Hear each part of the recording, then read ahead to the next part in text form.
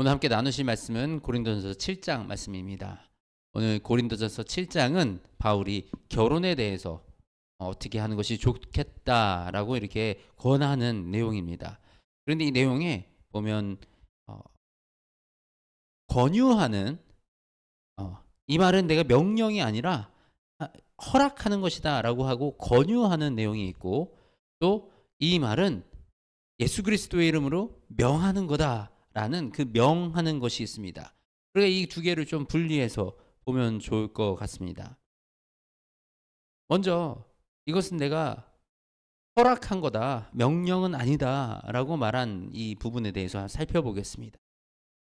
남자가 여자를 가까이 하지 아니함이 좋으나 음행을 피하기 위하여 남자마다 자기 아내를 두고 여자마다 자기 남편을 두라. 남편은 그 아내에 대한 의무를 다하고 아내도 남편에게 그렇게 할지라. 아내는 자기 몸을 주장하지 못하고 오직 그 남편이 하며, 남편도 그와 같이 자기 몸을 주장하지 못하고 오직 그 아내가 하나니 서로 분방하지 말라. 다만 기도할 틈을 얻기 위하여 합의상 얼마 동안은 하되 다시 합하라. 이는 너희가 절제 못함으로 말미암아 사탄이 너희를 시험하지 못하게 하려 함이라. 네. 이 남자가 결혼하지 않고 이런 음욕으로 문제가 생기는 것보다는 빨리 결혼을 해서 가정을 이루는 게 더 낫다. 여자도 마찬가지로 이렇게 가정을 이루어서 남편과 함께 살아가는 것이 훨씬 더 건강하다. 우리가 우리 음행을 피하고 우리를 지키기 위해서 좋다라고 말을 하는 것입니다. 그리고 나서 남편과 아내가 분방하지 말라. 방을 따로 쓰지 마라.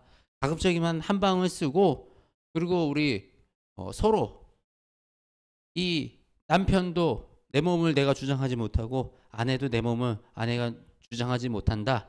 서로 같이 합하여 불필요한 이 정욕이나 불필요한 이 성적 문제를 발생되지 못하게 해라.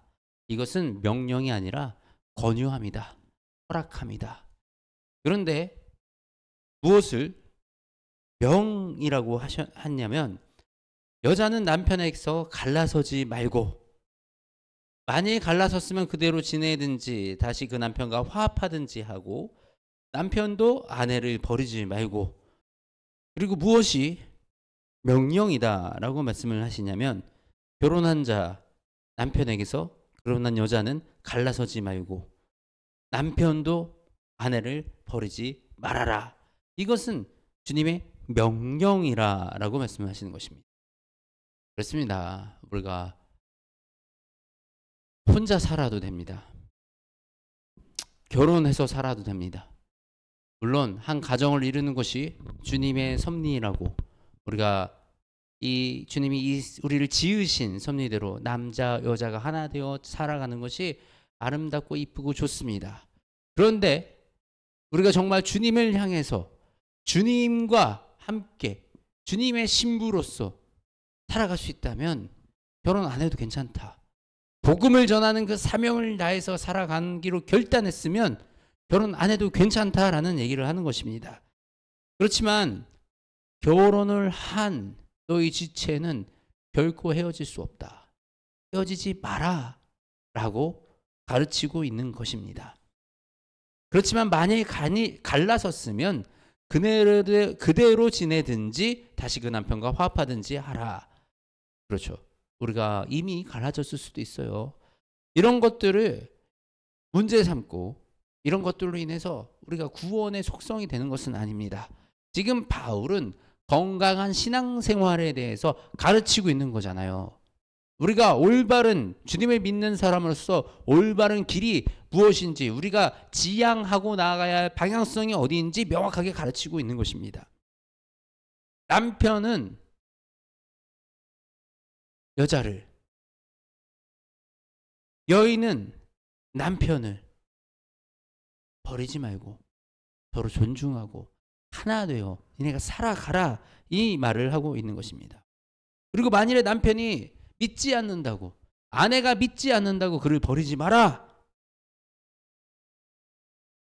내가 남편을 구원하는지 어찌 알 수 있으며 남편 된 자여 내가 아내를 구원할지 어찌할 수 있으리요? 오직 주께서 각 사람에게 나눠주신 대로 하나님이 각 사람을 부르신 그대로 행하여 내가 모든 교회에서 이와 같이 명하노라. 믿지 않는 자, 믿지 않는 남편, 나로 인해서 구원을 얻게 될지 어떻게 압니까? 우리 교회 안에서 믿지 않는 가정과 결혼하는 거 참 힘들게 생각합니다. 실제로 힘든 일도 많이 일어나요. 믿지 않는 가정과 결혼하는 거 쉬운 일 아닙니다. 그런데 내가 사랑해서 결혼한다면 또 그 여인이 나로 인하여 구원받을 수 있는지 어찌 알겠습니까? 그것이 결코 나쁜 일은 아닌 것입니다. 그런데 우리가 믿지 않는 사람과 결혼해서 거기에 휩쓸려 갈까 염려하는 것이죠. 우리의 믿음이 오히려 도리어 흔들릴까 염려가 되는 것이죠. 그런데 더 굳게 내 믿음 지키면서 내 남편을, 내 아내를 하나님 앞에, 우리 예수님 앞에 이끌고 오는 그런 일이 우리 가운데 일어나는 것이 또 유익 아니겠습니까? 이처럼 지금 이 바울이 결혼에 대해서 가르치는 이 가르침에는 굉장히 유연성이 있습니다. 굉장히 유연성이 있어요. 가장 강하게 말씀하고 있는 것이 너희들이 버리지 말아라요. 버리지 마라. 그러면 안 되잖아요. 우리가 정말 사랑하는 이 사람을 어떤 이유를 대서, 특히 이 당시에는 이 사람이 뭔가 핑계를 이혼할 수 있는 사유를 엄청 많이 댔어요.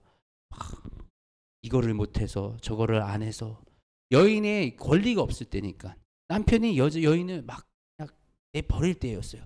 아내도 여러 명 얻고 이런 시대였습니다. 그렇기 때문에 예수님은 더욱더 너희는 여인을 버리지 말아라 라고 강조를 하신 거예요. 그런데 우리 지금 이 시대에 이혼이 너무나도 아무 일 아닌 것처럼 누구나 다 하잖아, 할 수 있어 라고 우리가 생각을 하는 것 같습니다. 그런데 우리 이 예수님을 믿는 우리로서는 이혼을 그렇게 쉽게 생각해서는 안 됩니다. 이혼할 수 있어요. 구원과 직결된 문제 아닙니다. 할 수도 있어요. 그런데 이혼하는 것이 결코 예수님이 기뻐하시는 일은 아니라는 겁니다. 그것이 옳은 일은 아니라는 것입니다. 우리가 가급적 하나님 앞에서 서약하고 하나님 앞에서 우리가 이 선서하고 하나 된 내 사람을 끝까지 지켜내는 것, 그것은 우리가 마땅히 해야 될 일입니다. 그리고 우리가 이 이혼을 하게 될 경우 누가 피해를 봅니까? 가장 피해보는 아이들은 정말 우리 아이들입니다. 피해보는 사람들은. 우리 아이들이 무슨 죄가 있습니까? 부모의 이혼으로 인해서 그 아이의 삶이 뿌리채 흔들리는, 어릴 때부터 마음속에 상처를 가지고 자라나는 그런 일을 우리 아이들이 겪어야 하는 것입니다. 그렇기 때문에 우리가 주님 안에서 결혼할 때 신중하게 결혼하고, 정말 이 사람이 나의 사람인지, 정말 이 사람과 내가 평생을 살아갈 수 있는 사람인지 신중하게 결혼을 하고, 결혼한 이후에 우리는 이제 하나가 되었으니 갈라설 수 없다라는 그 마음을 가지고 주님 앞에서 지혜로, 서로 오래 참음으로, 인내함으로 그렇게 살아가야 하는 것이 마땅하다라고 우리가 말씀을 통해서 깨달을 수 있습니다. 그리고 또 우리 처녀와 과부에게도 이 조언을 하는데, 가급적이면 혼자 있어도 괜찮다라고 얘기하는 것입니다. 결혼을 안 해도 된다. 주님을 섬기는 일에 힘쓰고 애쓰며 남은 인생 예수님과 결혼해서 살아가도 괜찮다. 그것이 유익하다. 그런데 그것이 절대적인 건 아니다. 결혼해도 된다. 결혼하는 게 나쁜 건 아니다. 결혼해도 된다. 유연하죠. 우리가 가끔 우리 기독교의 복음을 굉장히 딱딱하고 절대적으로 이러면 안 돼! 반드시 이래야 돼! 라고 이렇게 받아들이는 경우가 많습니다. 그런데 그렇게 하기에 이 복잡한 시대 속에서 이미 많은 깨어진 가정들이 상처를 받고 우리 가운데 이 문제를 해결하지 못하고 오히려 교회를 떠나가는 이런 안타까운 일들도 발생이 돼요. 근데 말씀을 우리가 분명히 잘 읽으면 이것은 반드시 이렇게 좀 해라. 이것은 내가 그냥 허락하는 거다. 야, 이거는 이렇게 해도 되고 그냥 저렇게 해도 돼. 서로 비난하지 마.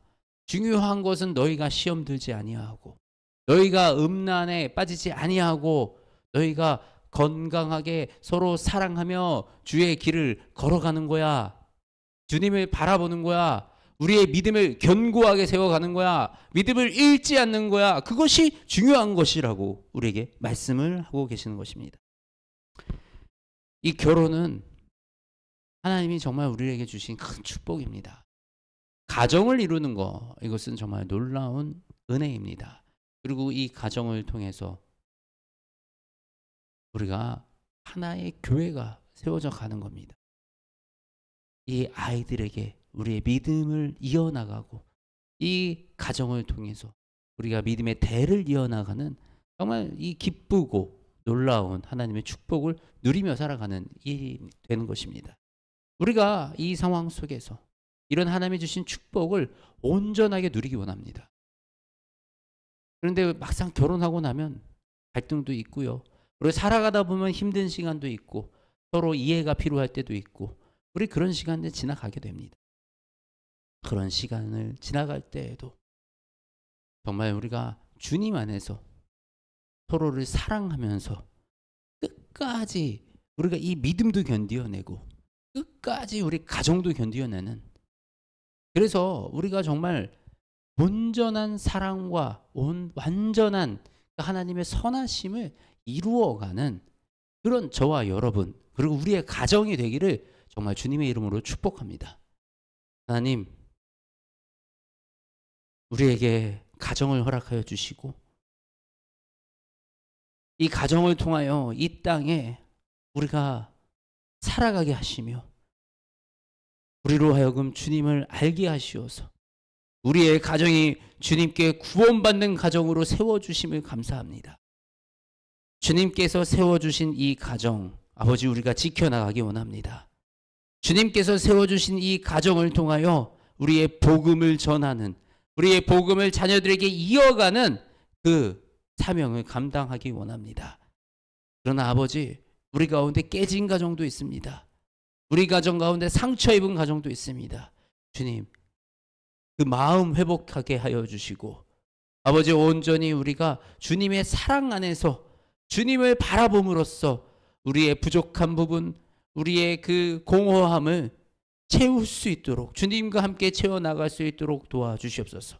성령님, 우리의 가정의 모습이 어떤 모습이든지 아버지, 우리가 주님을 바라보는데 부족함이 없도록 주님 함께하여 주시고 우리 안에 서로 이런 일로 상처받지 아니하고 서로 더 아끼며 서로의 이 공백과 부족함을 채우며 살아가는 주님 안에서 이루어지는 한 가정을 이 공동체로 교회로 이루며 살아가게 인도하여 주시옵소서.